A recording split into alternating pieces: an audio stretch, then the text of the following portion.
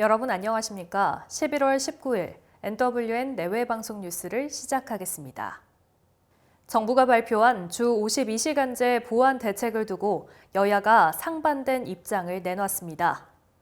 이인영 더불어민주당 원내대표는 국회에서 열린 최고위원 회의에서 내년부터 중소기업에 적용되는 주 52시간 근로제도의 보안 입법이 한국당에 의해 난항을 겪고 있다며 정부 보안 대책의 필요성을 강조했습니다.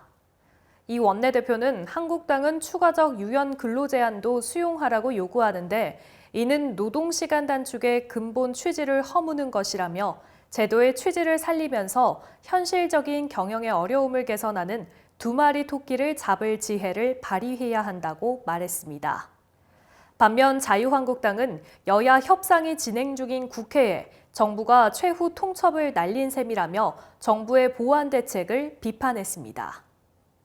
정의당 심상정 대표가 국회의원이 받는 보수 총액을 최저임금의 5배를 넘지 않도록 정하는 국회의원 수당 등에 관한 법률 개정안을 대표로 발의했습니다. 심상정 대표는 국회에서 기자회견을 열고 독립적인 국회의원 보수산정위원회가 국회의원 세비를 최저임금 5배 이내로 정하도록 하는 법률 개정안을 발의한다며 현재 최저임금의 7.25배에 달하는 세비를 30% 삭감해 예산 141억 원을 절감시킬 수 있을 것이라고 의견을 밝혔습니다.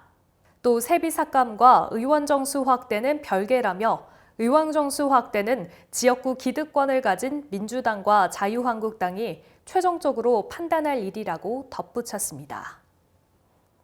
청와대가 어제 오후 2시 공식 어플리케이션 청와대를 출시해 본격적인 서비스에 들어갔습니다. 해당 앱은 문재인 대통령과 청와대 소식, 국민 청원과 정부 정책에 대한 정보를 더 쉽고 빠르게 제공하며 언론에 공개되지 않은 문 대통령의 영상과 사진도 볼 수 있게 하는 서비스입니다. 청와대 앱은 구글 플레이 스토어와 애플 앱 스토어에서 청와대로 검색하면 손쉽게 설치할 수 있습니다. 손학규 바른미래당 대표는 임종석 전 대통령 비서실장과 자유한국당 김세환 의원 불출마 선언에 대해 사람만 바뀌는 물갈이는 한계가 있다고 지적했습니다. 손학규 대표는 국회에서 열린 최고위원회의에서 국민들이 진정으로 원하는 것은 단순히 사람만 바뀌는 게 아니라 정치의 판을 바꾸는 정치구조 개혁이라며 입장을 밝혔습니다. 손 대표는 이어 대결과 갈등의 싸움만 하는 거대 양당을 파타해야 한다며 다당제와 합의제 민주주의를 제도화해서 정치판을 바꾸는 구조개혁을 완수할 정당은 바른미래당이라고 주장했습니다. 서울시 교육청은 교사에 이어 일반직 공무원에도 부모와 자녀가 같은 학교에 다니지 못하게 하는 상피제를 확대 적용하기로 했습니다. 교육청은 이 같은 내용의 일반직 공무원 인사운영 기본계획을 개정해 내년 1월 1일 정기 인사부터 시행한다고 밝혔습니다. 또 부모가 재직 중인 학교에 자녀가 입학하면 다음 정기 인사 때 부모를 다른 학교로 전보하기로 했습니다. 한국과 미국이 올해 연합 공중훈련을 하지 않기로 공동 발표한 지 얼마 안 돼서 트럼프 대통령이 김정은 위원장에게 곧 만나자며 공개적으로 대화를 촉구했습니다.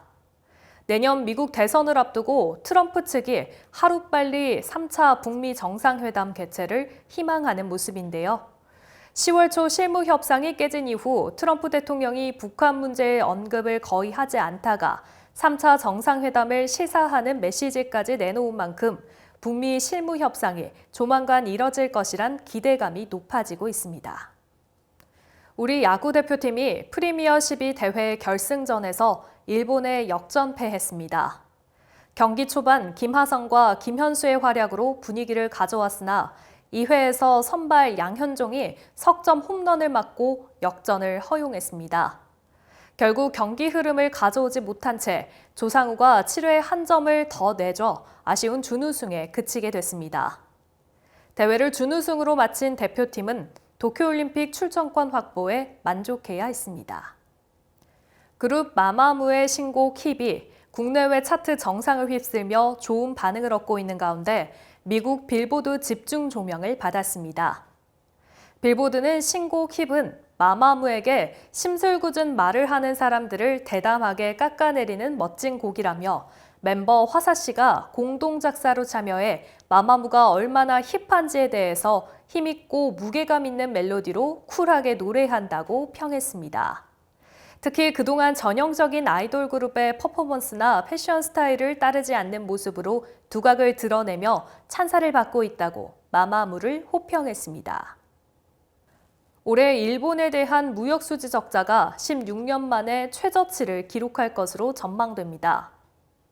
올 들어 글로벌 업황 부진을 겪고 있는 반도체 기업의 장비 수입 감축과 국제유가 하락에 따른 석유화학 수입의 감소 등의 영향이 크지만 최근 확산한 일본제 불매 운동으로 소비재 수입이 줄어든 것도 상당한 요인이 됐다는 분석입니다. 이런 추세라면 16년 만에 처음으로 연간 대일 무역 적자가 200억 달러를 밑돌게 되는 건데요. 전문가들은 내년 반도체 산업이 회복될 경우 대일 무역 적자는 다시 증가세로 돌아설 가능성이 크지만 중장기적으로는 대일 무역 환경이 지금까지와는 다른 양상을 보일 것이라는 전망을 내놓고 있습니다.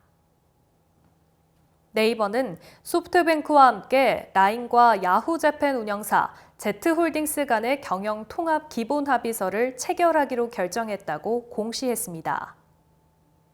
이어 향후 네이버와 소프트뱅크는 공개 매수 제한 가격에 대해 라인과 협의할 것이라며 당사자 합의에 이르는 대로 본계약을 체결할 예정이라고 덧붙였습니다. Z홀딩스와 라인의 지난해 매출은 각각 9,547억 엔과 2,071억 엔으로 두 회사가 경영 통합을 이루면 일본 인터넷 기업 중 라쿠텐을 제치고 매출 1위에 오르게 됩니다.